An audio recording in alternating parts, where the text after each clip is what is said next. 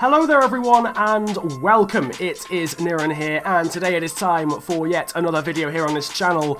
It seems very strange doing that introduction given how little I've been uploading recently, and on that topic my exams are done in a week, so I will be able to go back to normal uploads from then on. But today we've got a not too different video actually, because I've already done the first one of these. It was a FIFA 18 wishlist that I made about 2 or 3 weeks ago, I think it was 3 weeks ago, and it went down really well. You guys really enjoyed it and I asked you guys to leave some comments for things that you would like to see in a part 2, because I always had an intention of doing a second part or a second wish list because I didn't get a chance to say everything that I wanted to say, and I got 260 comments, so I've trawled through all of those comments, looked at my own ideas, and I brought you a second list. To be honest with you, with the amount of stuff I've ended up writing down, there could end up being 3 or 4 of these quite easily, but this is the second one. I hope you go on to enjoy it, and hopefully we could get some of these things implemented into FIFA 18 Career Mode, because obviously FIFA 17 Career Mode didn't change too much from the game before, so it would be lovely to get some proper new additions that will actually enhance the game mode instead of just aesthetic stuff that we get most of the time. But if you do go on to enjoy it, then feel free to smash the likes button and subscribe if you're new to the channel, because growth recently has been pretty damn good given the community seems to be a little bit dead at the moment, given it's this sort of time of year. But nevertheless, we're getting straight into the action now. The first topic is stadium upgrades. This was a massively suggested one in the comments section. In fact, I think this was the one that was suggested the most, to be quite honest with you. Stadium upgrades, basically. So in terms of improving the capacity of your stadium, improving certain elements of the stadium, so certain stands being built over time, and using money that you maybe earn in the total club management section, i.e. the profits that you gain from prize money and shirt sales and all of that, and reinvesting that into making your stadium bigger. And it makes sense, to be quite honest with you, because when you're doing a Road to Glory series and you're in a stadium, you're starting in a stadium that's got a capacity of 10k, and then you're getting to the Premier League and you're never actually improving it, then it doesn't really make much sense. You never get a stadium that's that small in the Premier League. Teams build upon their stadiums as they go along, as they get more successful, and as they can sustain it. Now, obviously that wouldn't work with stadiums that are actually real ones. It would only be the default custom ones that EA make themselves. I don't think they'd ever be able to get the rights for you to improve Anfield yourself. Maybe, I don't know, or Anfield was just an example, but any, real stadiums like Old Trafford or the San Siro or whatever, maybe further down the line, but certainly first of all, it would be nice to be able to upgrade default stadiums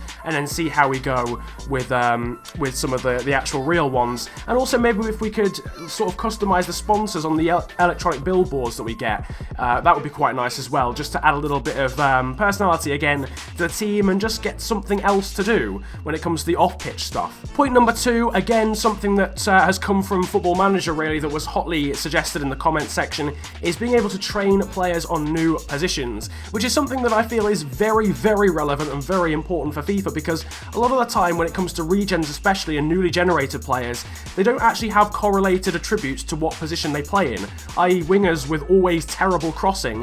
Why not train them to be a centre mid instead? And then they won't get unhappy that they're being played in the wrong position, or it'll actually just look nice when you've not got 2 right wingers playing up front. They actually train as strikers, and maybe it would actually influence their performance out on the pitch as well. If you have a player that is a winger and is playing out of position, he might, not finish as well, might just have a little edge to him, almost like chemistry has an effect in Ultimate Team. But if you actually train them in that position, they'll actually play better out on the pitch, and it's actually worthwhile doing. The third point is something that makes me laugh quite a lot. It's got a good comedic value, but at the same time it's completely ridiculous, and it's the growth system on FIFA. It is just one of the worst. I don't know how EA have managed to screw it up so badly, because it's never been bad.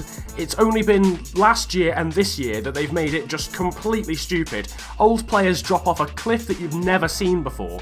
It is literally vertical. As soon as they hit their 30s, they're gone. Pace is gone, technical attributes are gone, and that's not what happens in real life. Players don't just start losing like 8 overall every season, or the equivalent of, in terms of performance in real life. They don't just drop off and, you're getting players with 1 pace like we had with James Rodriguez. Like, what even is that? You'd never see that in real life. And similarly, young players who have ridiculous growth on their technicals, but mainly their physicals as well. There's so many players, when you get sort of 7 seasons into career mode, about 40% of young players on the game will have reached 99 sprint speed and 99 acceleration, which you don't see at the start of the game. So why should it be a thing later on into the career mode? It doesn't really seem to make much sense. In terms of young players, I don't have too much of a problem. Old players, it does concern me, because, you know, when you've got an old player in the squad, you know once they hit 30, you might as well sell them, because they're just going to become terrible. Point number 4 is a very interesting one, and this was actually one of the top comments as well, and it's something that I didn't even think about. It's the removal of potential. Now, obviously, for those that don't actually know the dynamic behind potential, obviously it's basically a young player can grow to a certain overall, and, you know, eventually they will reach that overall. There's no qualms about it, or they'll get at least to that overall. But the more I think about it, the more I actually agree with the person who commented it. I can't remember the name of the person. Actually, that's not how it works in real life. It would be great if the potential was actually determined by how a player played on the pitch. Do you know what I mean? So if a young player has burst on the scene, oh, he could be the next new thing, like you see in real life, or Marcus Rashford, he could be the next big thing. He can either play well and score lots of goals if he's Marcus Rashford, or he might, you know, have not the greatest work ethic, and you might decide not to play him, or his performances aren't too great, and his performances across a season will determine his final potential. That is what I would love to see. His average rating, maybe just on a simple level, or maybe on a more complex level, his goals scored, his shot to goal ratio, maybe his assists throughout a season, and that determines the potential. Because you never get a player in real life who you say, oh yeah, he's got heaps of potential, he's going to be amazing, and then never fulfills it, but is still regarded as amazing. Point number 5 is a pretty simple one. New sponsors each season. Honestly, I don't think it'll happen in our near future, but it's still something I would love to see on FIFA 18. I'm talking about shirt sponsors, stadium sponsors, not stadium right name sponsors. I'm not saying naming your stadium after a sponsor, but in terms of like electronic billboards and stuff, and all of the advertising around the stadium in terms of actually what you see, the aesthetics, and also in terms of kit makers as well, which was an interesting point that the person who suggested this raised, was actually being able to choose what your kit maker is. So Umbro, Nike, Puma and Adidas, whatever you choose to do, you can have that on the shirt as well. I think that'll be really cool. It's creative, it's customization, and it's just refreshing as well, instead of having the same kit for 15 seasons in a row. Point 6, hiring backroom staff. This was something that was on FIFA games way back in the day. Don't see why it can't be implemented. I think FIFA 07. I played a lot of FIFA 07, so a lot of the references that I make to old FIFAs will revolve around FIFA 07, but that had the hiring of backroom staff on it, physios, assistants, all of that sort of thing. And they're not just there to look good and just be there aesthetically, but they can also assist the team. So if you have a better physio, if you've got, let's use the scouting system, let's say you've got a 5-star physio, he will perform better than a 1-star physio, and you'll get your players back from injury a lot quicker. In the same way that a first team coach will improve, will improve your training. You'll get better grades in training if you've got a better coach, but you have to pay more to hire them.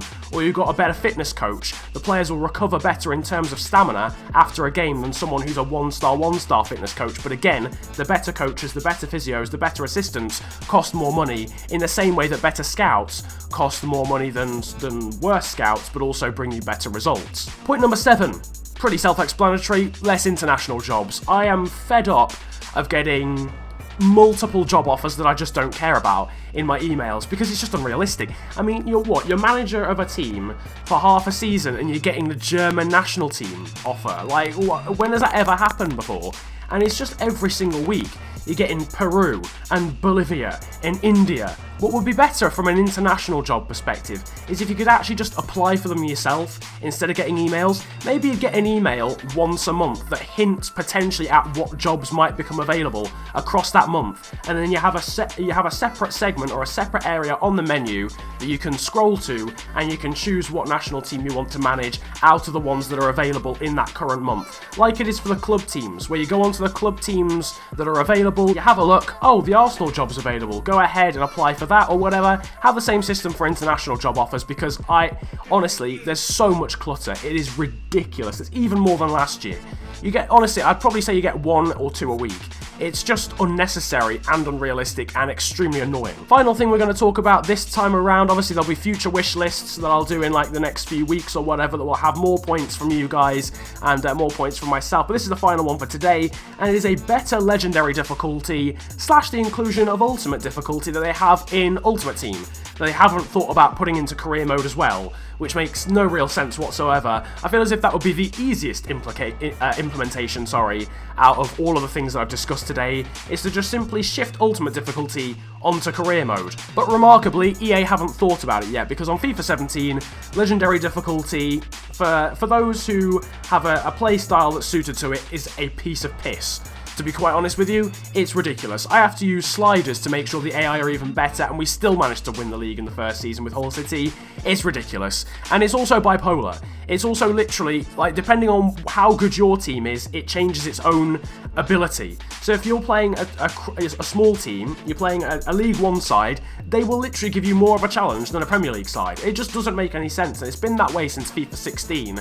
I've never really understood that ethic, to be quite honest with you, because it's never been a thing in real life, but it's implemented onto the game. I don't know. That's just something that EA did. But the fact of the matter is that Legendary needs to be more difficult, needs to be more of a challenge, because at the moment it's too easy. Nevertheless, that is basically the end of the points that I wanted to bring you in this second wishlist video for FIFA 18 career mode. If you've got any suggestions for future ideas that you want to see in the next one, or potentially one after that as well, drop them in the comment section below. The support on the first one was absolutely mental, so if we could smash 250 likes on this second one, that would be massively appreciated. If there's any other videos that you want me to do as well, just drop it in the comment section. You know, ideas for series, ideas for one-off videos, ideas for other types of wishlist videos, drop them in the comment section. I'll be sure to sift through them, because I will have to anyway, and plus I read every comment that I get on this channel anyway, so it's absolutely fine. Nevertheless, it has been a pleasure ranting at you guys today. Have a great day,